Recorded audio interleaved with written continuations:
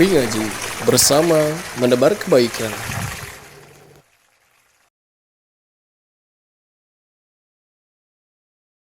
Mohon yang punya buku dibuka Kitabul Jami' Babul Adab.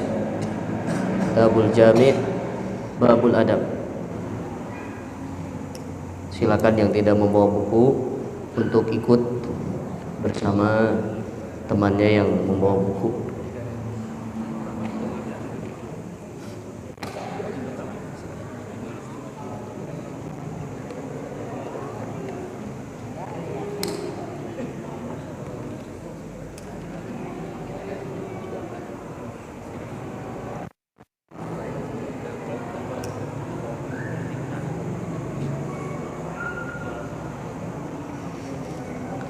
Kemudian siapkan pensil, pulpen, ballpoint atau buku tulis untuk mencatat segala apa yang akan kami sampaikan nanti.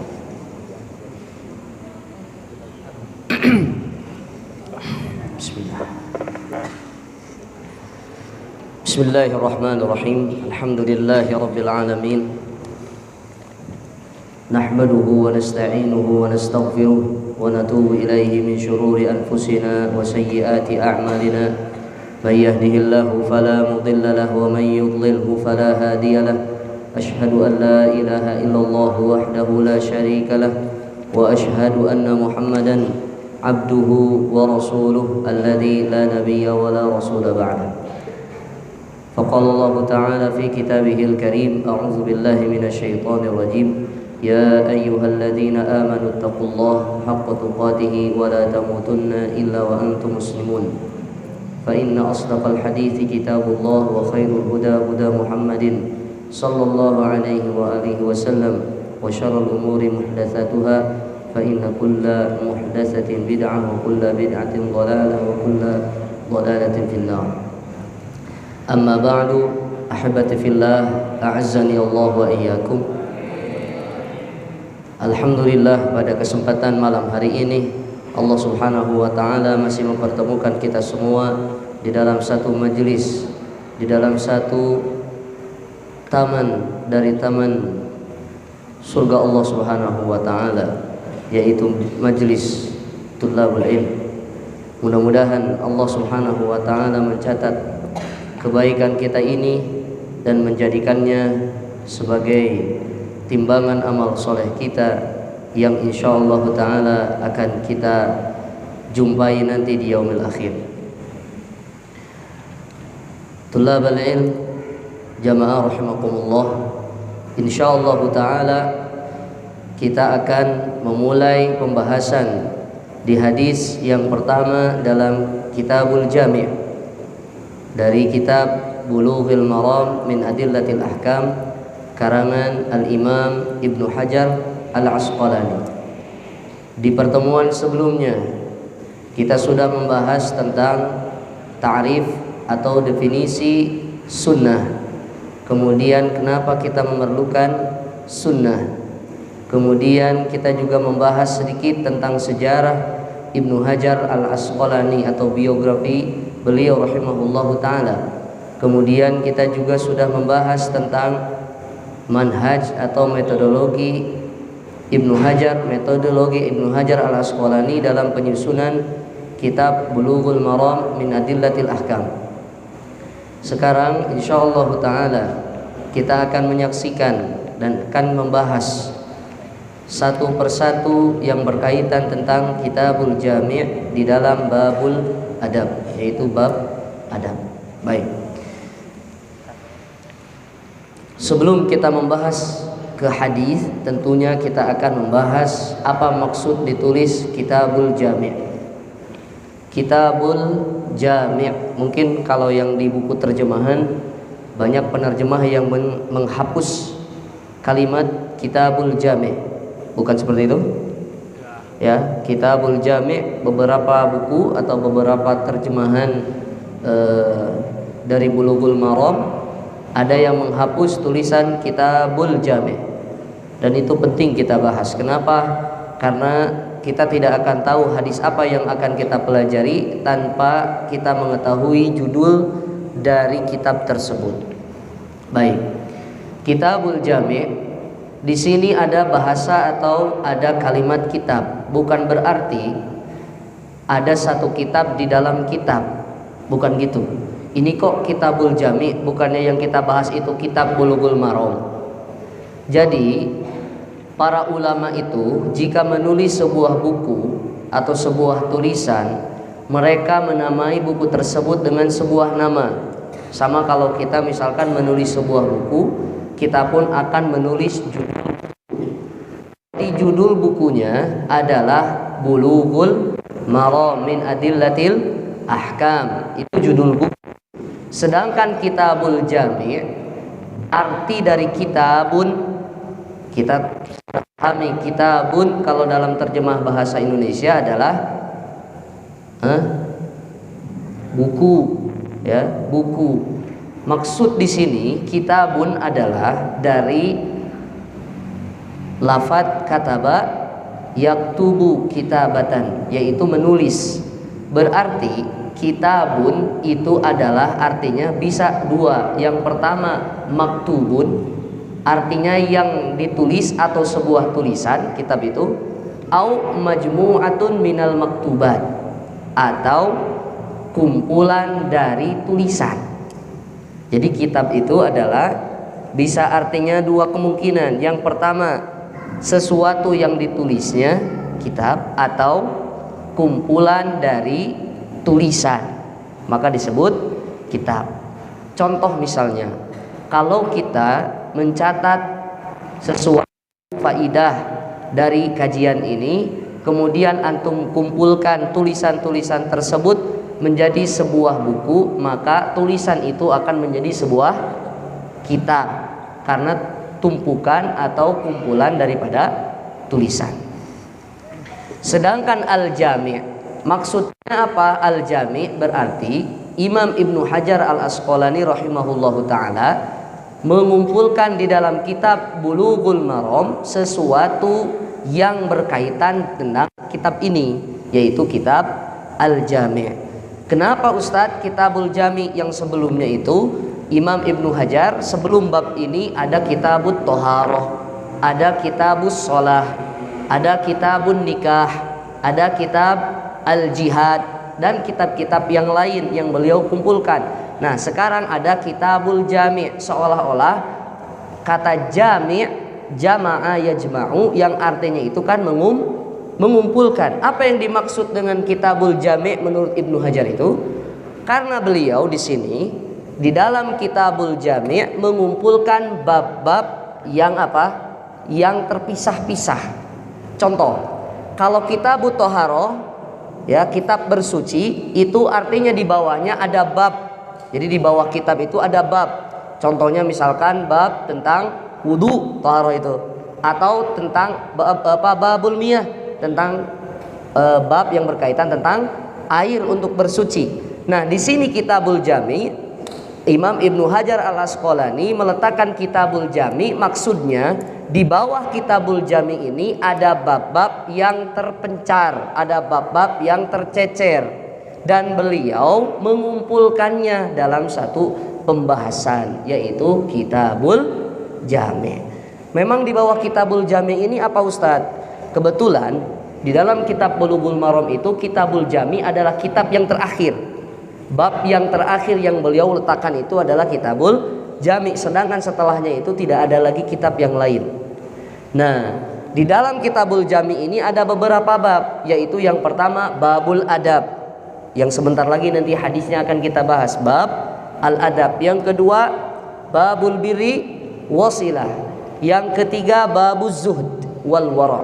Kemudian yang keempat babut tarhib min masawiil akhlaq. Kemudian yang selanjutnya bab az-zikri wad du'a. Jadi semua bab-bab ini beliau kumpulkan, kurang lebih ada berapa tadi? Bab al-adab, babul birri wasilah, babuz zuhd wal wara, babut tarhib min masawil akhlaq, wa babut targhib min makarimil akhlaq, dan yang terakhir babuz zikri wad du'a. Berarti ada 6 bab di dalam Kitabul Jami' ini. Kenapa Ustadz tidak dikasih aja langsung misalkan Kitabul Adab misalkan, langsung saja tidak harus ada bab Al-Adab, karena beliau juga di dalam kitab ini memasukkan, kitab di sini bukan Bulughul Maramnya ya. Maksud kitab ini adalah pembahasan. Kitab itu adalah salah satu subjudul ya, subjudul dari kitab Bulughul Maram, yaitu Kitabul Jami, yang di dalamnya ada 6 bab. Dan yang bab pertama beliau sebutkan adalah bab Al-Adab. Nah, di dalam bab adab ini jamaah rahimakumullah, atau di dalam kitab Al-Jami ini kurang lebih ada sekitar 131 hadis. Jadi di dalam Kitabul Jami ini ada 131 hadis di dalamnya. Baik. Kemudian ikhwani fiddin azani Allah wa iyyakum, di dalam Kitabul Jami ini Al-Imam Ibnu Hajar begitu sangat bagus dalam menyusun susunan hadis-hadis yang diperlukan sesuai dengan babnya. Ini kelebihan para ulama dulu. Jadi mereka itu meletakkan hadis-hadis bab. Maksudnya hadis-hadis bab itu apa? Hadis-hadis yang berkaitan tentang bab tersebut. Makanya tidak mungkin nanti ada bab yang berkaitan tentang doa tapi ada di bab adab. Ya, berkaitan, hadis berkaitan tentang doa atau zikir adanya di bab doa dan zikir. Sedangkan bab al-adab itu adanya di hadis adanya tentunya di bab al-adab. Kemudian Imam Ibnu Hajar Al-Asqalani ini dari maksud beliau mengumpulkan kitab Bulughul Maram, awal dari kitab Thaharah yaitu tentang bersuci, kemudian sholat, kemudian di bawahnya berbagai banyak bab ya, bab sholat gerhana, bab sholat id, bab sholat yang lain. Beliau kumpulkan sampai dengan Kitabul Jami ini, beliau kumpulkan hadis-hadis yang diperlukan oleh seorang mukmin umumnya, khususnya para penuntut ilmu. Jadi seolah-olah kalau kita hafal kitab Bulughul Maram, kemudian kita juga bisa memahami isi daripada kitab Bulughul Maram, satu kitab full ini, kita itu seolah-olah sudah hampir memahami syariat Islam. Kenapa? Karena dimulai dari kitab Thaharah, bersuci dulu, dan diakhiri dengan bab doa atau zikir. Ya, di sana di dalam kitab Bulughul Maram itu ada kitab Al-Hudud ya, tentang eksekusi hukuman. Ada juga tentang kitab An-Nikah. Dan ini semua ahibati fillah akramani Allah wa iyyakum, beliau kumpulkan kitab-kitab atau bab-bab di dalam kitab Bulughul Maram ini sesuai dengan urutan kitab fikih. Nah, ini kelebihannya, sesuai dengan urutan kitab fikih. Jadi urutan kitab fikih itu dimulai dari Thaharah, kemudian dari kitab sholat, kemudian sampai kepada yang disebutkan oleh Imam Ibnu Hajar Al-Asqalani Kitabul Jami, yang di dalamnya kitab apa, ada bab Al-Adab dan yang lainnya ini bab-bab sesuai dengan kitab fikih, dan tentunya itulah urutan yang seharusnya kita pelajari. Jadi tidak mungkin seseorang langsung belajar tentang kitab nikah tapi dia tidak pernah belajar tentang kitab Thaharah.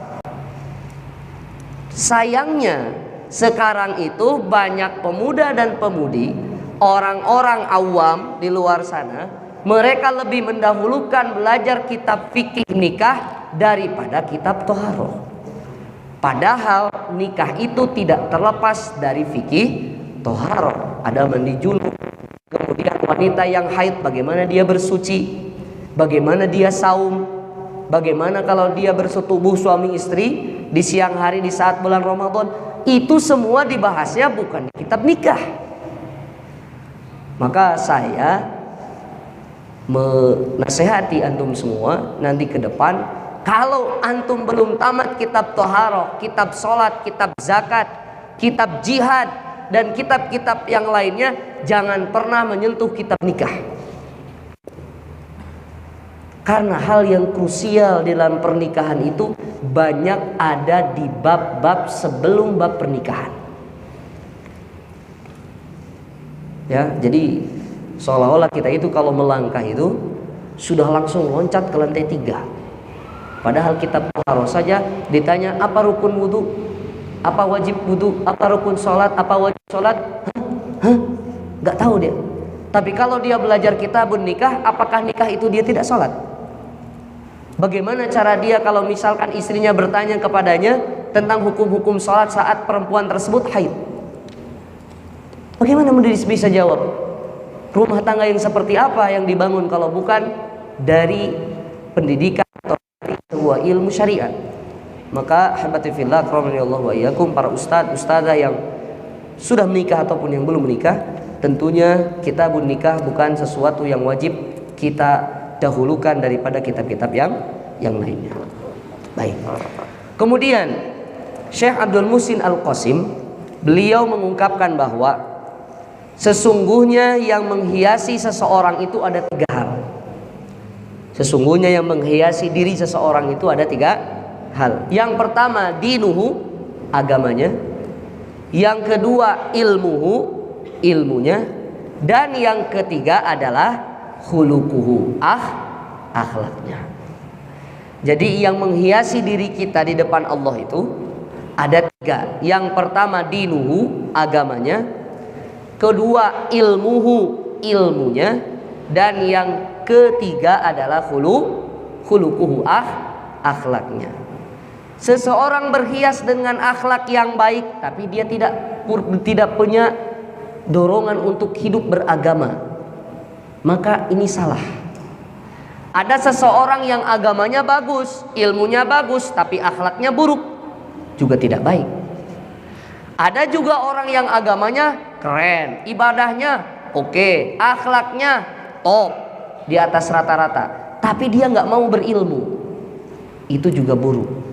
Maka sesuatu 3 hal ini harus ada dalam diri kita, yaitu sesuatu yang menghiasi diri seorang mukmin dan para penuntut ilmu khususnya harus ada 3 hal ini dalam diri kita.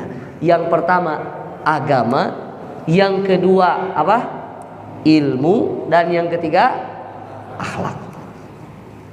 Ini harus ada 3 ini. Kudu masagi. Ya, cek orang Sunda mah kudu masagi, kudu aya ilmuna, kudu boga agama, akhlakna ge kudu hade. Eueuh hiji salah. Gak ada 3-tiganya, tidak akan jadi beriman. Ya, tidak akan jadi beriman. Nah, di dalam kitab Bulughul Maram ini sudah dibahas.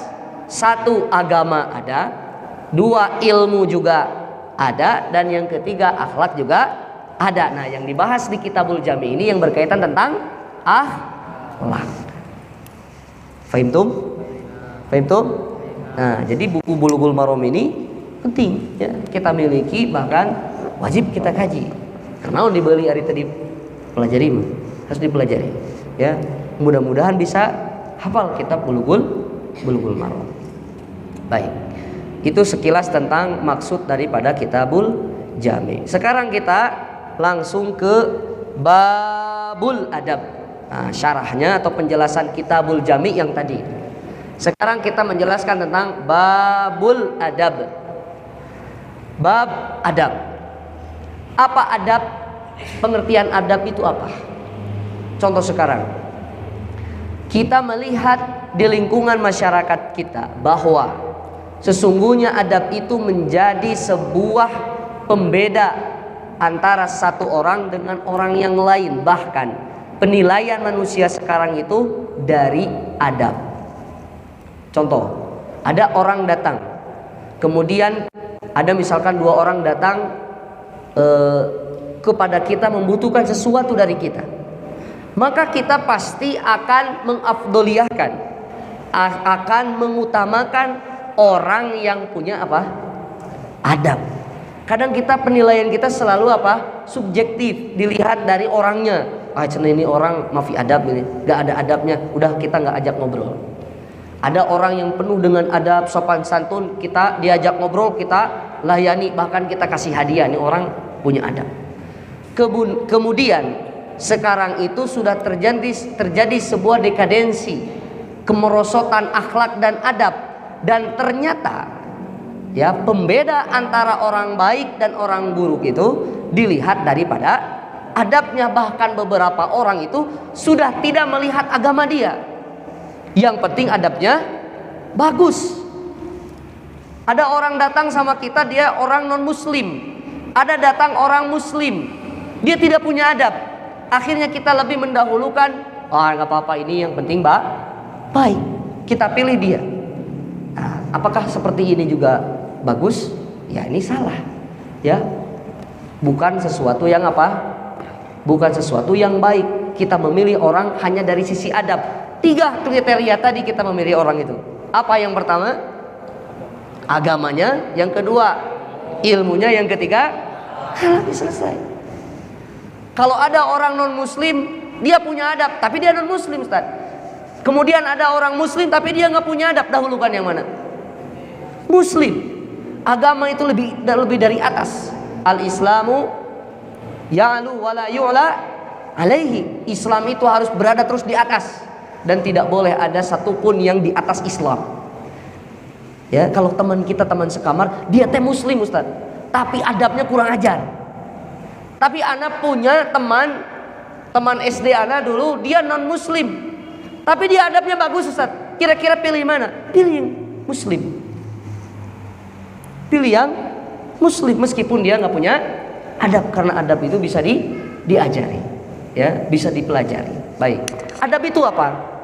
Adab itu adalah, banyak para ulama yang memberikan tarif atau definisi untuk adab. Ada yang bilang, sebagaimana Imam Ibnul Qayyim menjelaskan, hakikatul adab. Hakikat adab itu adalah isti'malul khuluqil jamil. Saya ulangi, adab itu menurut Imam Ibnul Qayyim adalah isti'malu al-khuluqi al-jamil, yaitu seseorang memakai akhlak yang bagus. Berarti kalau ada orang yang memiliki akhlak yang baik, dia itu disebut adib. Disebut apa? Adib. Orang yang punya adab. Jadi kalau Ustadz Nopal lihat ada santrinya yang gak punya akhlak, berarti dia itu gak punya adab. Orang tersebut punya akhlaknya buruk, berarti bukan orang yang beradab. Jadi akhlak itu tidak selalu akhlak baik, ada juga yang disebut akhlak buruk. Tapi kalau adab adalah orang, atau adib, orang yang beradab, adalah orang yang memiliki akhlak yang baik. Fahim tuh? Ya, jadi istimalu al-khuluqi al-jamil, yaitu seseorang dalam dirinya memakai akhlak yang baik. Kemudian definisi yang lain menurut Imam Ibnu Hajar al-Asqalani, beliau berkata, al-adab, yang dimaksud dengan adab itu adalah istimalu ma yuhmadu qaulan wa fi'lan, yaitu seseorang memakai sesuatu yang terpuji qaulan au fi'lan, baik dari ucapan atau perilaku. Seseorang memakai sesuatu yang terpuji baik dari ucapannya ataupun dari amalnya. Misalkan ada orang yang melakukan sesuatu yang terpuji. Maksud terpuji itu bukan suatu amalan yang diharapkan pujiannya, bukan.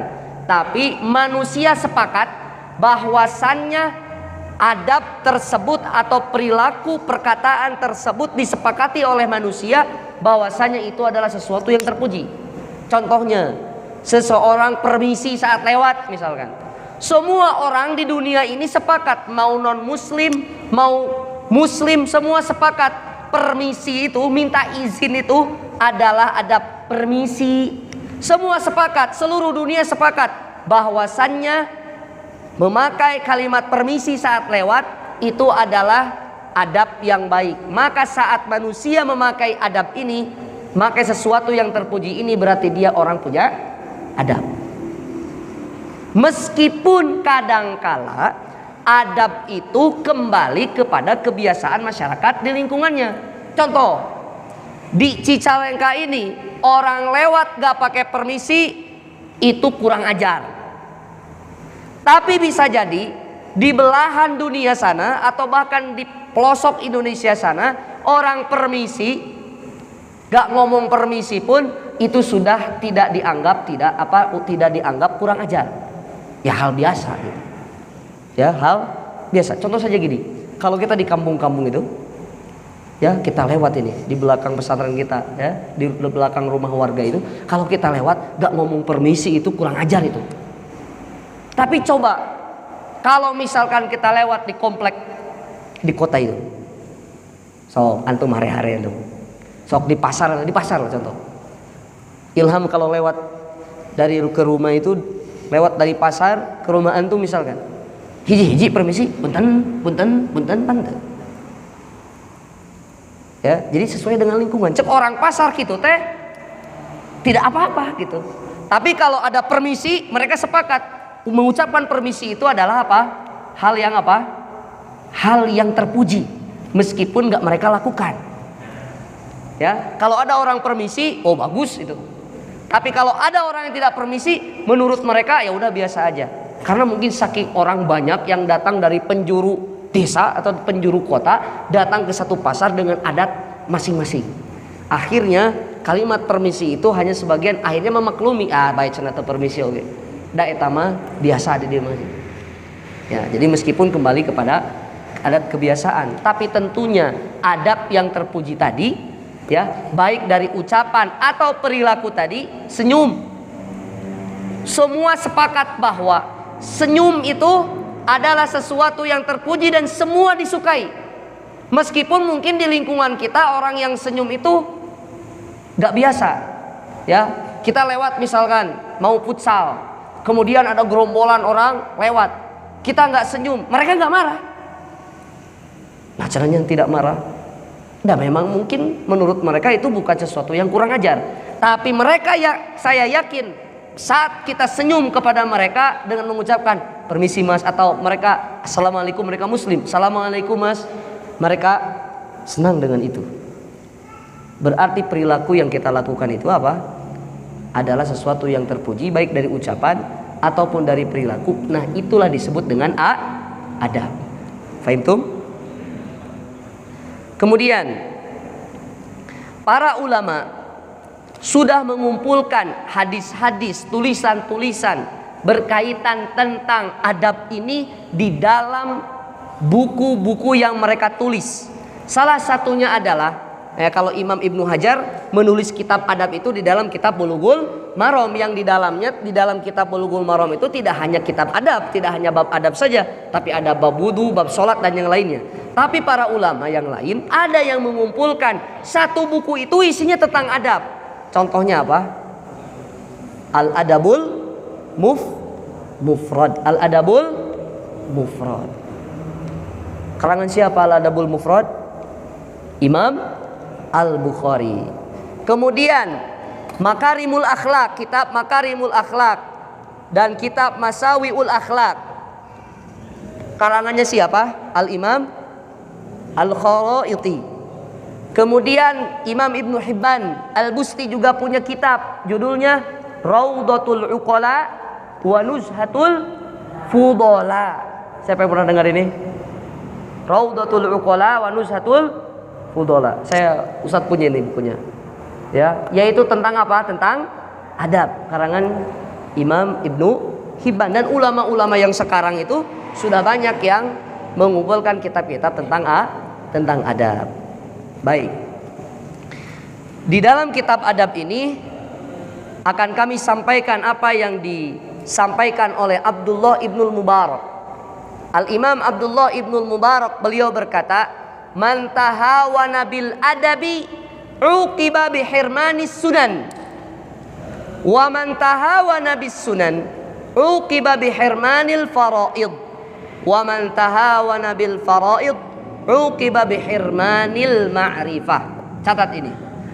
Imam Abdullah Ibnul Mubarak beliau berkata, "Man tahawana bil adabi uqiba bi hirmanis sunan." Barang siapa yang menyepelekan adab, uqiba bi hirmanis sunan, dia akan diberi hukuman tidak bisa melakukan sunnah. Sekali lagi, ini kecaman buat kita ini ya. Abdullah bin Mubarak. Dulu ini, sudah dulu nih. Beliau sudah mewanti-wanti kita. Bilang apa? Man tahawana bil adabi uqiba bihirmanis sunan. Orang yang menyepelekan adab uqiba bihirmanis sunan. Dia akan dijauhkan untuk tidak bisa melakukan sunnah. Wa man tahawana bis sunan uqiba bihirmanil faraid. Dan barang siapa yang menyepelekan urusan-urusan sunnah uqiba bihirmanil faraid, dia akan diberikan hukuman dengan dijauhkan dari melakukan amalan yang wajib. Sekali lagi, barang siapa yang menyepelekan sunnah, urusan-urusan yang sunnah, maka dia akan dihukum dengan dijauhkan dari melakukan kewajiban. Selanjutnya, waman tahawana bil faraid uqiba bihirmanil ma'rifah.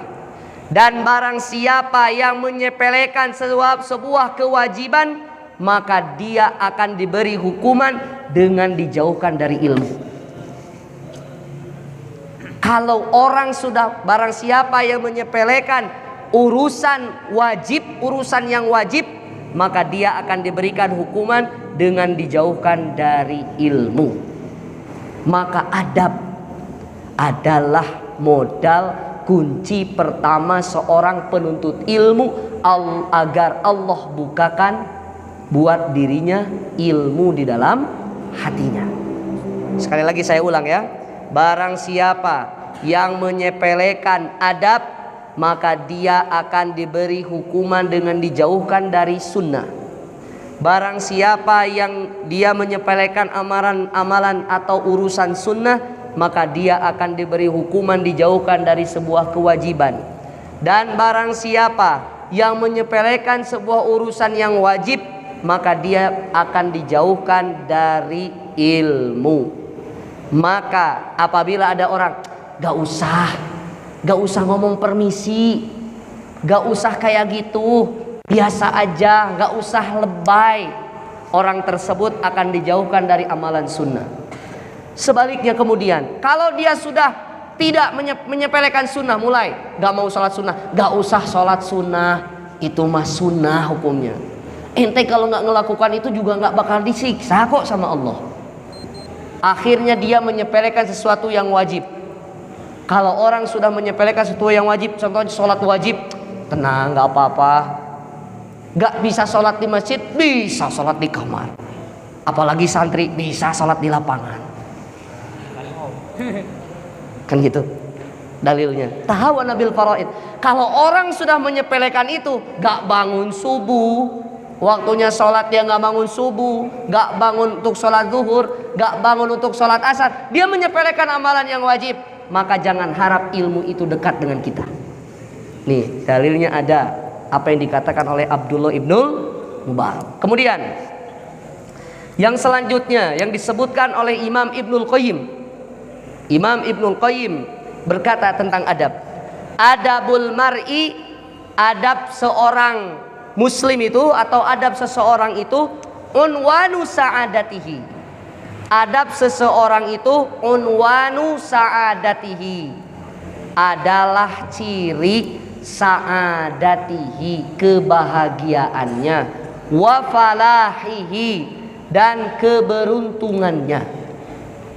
Sekali lagi, adab seseorang itu adalah ciri kebahagiaannya dan keberuntungannya. Dan sebaliknya, wa qillatu adabihi unwanu syaqawatihi wa bawarihi.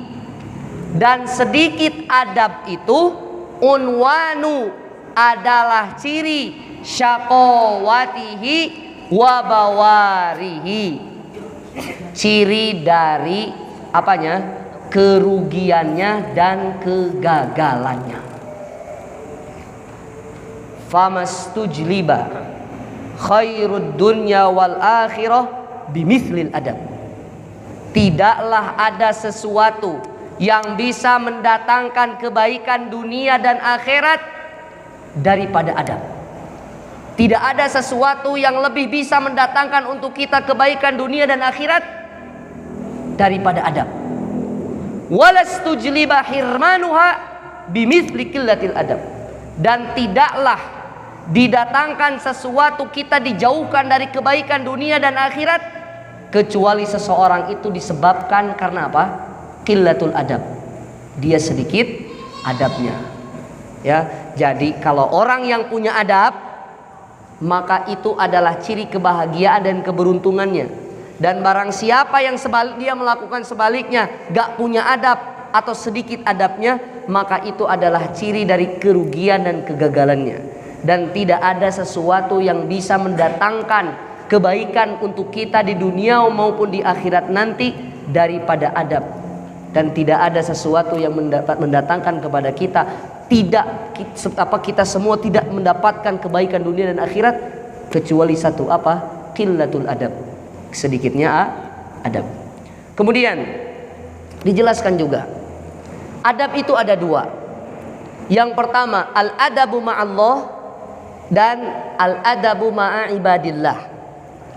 Adab dengan Allah atau adab terhadap Allah, itu yang pertama. Adab itu ada dua, adab terhadap Allah dan adab terhadap hamba Allah. Maka ini adalah konsep hablum minallah wa hablum minan nas. Harus ada dua ini, hablum minallah wa hablum minan nas. Orang yang punya hablum minan nas, adab bersama manusia, tapi dia tidak punya hablum minallah, tidak punya adab dengan Allah, salah satunya dengan dia tidak melakukan apa? Tidak melakukan ketaatan atau melakukan maksiat, maka ini juga salah. Karena adab itu bukan hanya terhadap manusia, tapi juga terhadap siapa? Allah. Kalau kita sudah punya adab dengan Allah, maka orang yang punya adab terhadap Allah, dia juga pasti akan punya adab terhadap hamba Allah. Fahimtum? Siapa yang hafal Nazam Ahsanil Akhlaq? Cung. Siapa? Apa Nazam Ahsanil Akhlaq? Gimana? Siapa yang hafal? Alhamdulillahilladzi qad wahaba ibadahul muqarrabinal adaba. Thumma as-salatu bis-salami taltaqi ala nabiyyina azimil khuluqi. Kemudian wa ba'duha ka ahsanal akhlaqi yarqa biha sahibuhal maraqi. Fa awwalan ra'i ma'allahil adab bitarkil ismi wa bifi'li ma wajab. Hafal? Alhamdulillahilladzi qad wahaba. Alhamdulillah yang telah memberikan kepada kita semua wahaba ibadahul muqarrabinal adaba. Bersyukur segala puji bagi Allah yang telah memberikan kepada hamba-hambanya yang dekat dengan Allah al-adaba, adab. Kemudian tsummas salatu bis-salami taltaqi ala nabiyyina azimil khuluqi. Kemudian salat dan salawat serta salam yang akan berkumpul dan bertemu kepada Nabi sallallahu alaihi wasallam azimil khuluqi, yang memiliki perangai yang mulia. Wa ba'duha ka ahsanal akhlaqi yarqa biha sahibuhal maraqi. Wa ba'du, dan setelahnya haka ahsanal akhlaqi, ambillah akhlak-akhlak yang baik ini, yarqa biha sahibuhal maraqi, yang orang yang memiliki akhlak itu yarqa, akan naik tingkat. Nah, yang pertama apa? Fa awwalan ra'i ma'allahil adab bitarkil ismi wa bi fi'li ma wajab. Yang pertama adalah ra'i ma'allahil adab, perhatikan adab ente sama siapa? Sama Allah. Dengan cara apa? Bitarkil itsmi wa bi fi'li ma wajab. Dengan meninggalkan dosa dan melakukan sebuah kewajiban alias takwa. Jadi adab bersama Allah itu takwa. Apa? Melakukan perintah Allah dan menjauhi segala larangan Allah. Sudah waktunya azan ya? Yallah azin.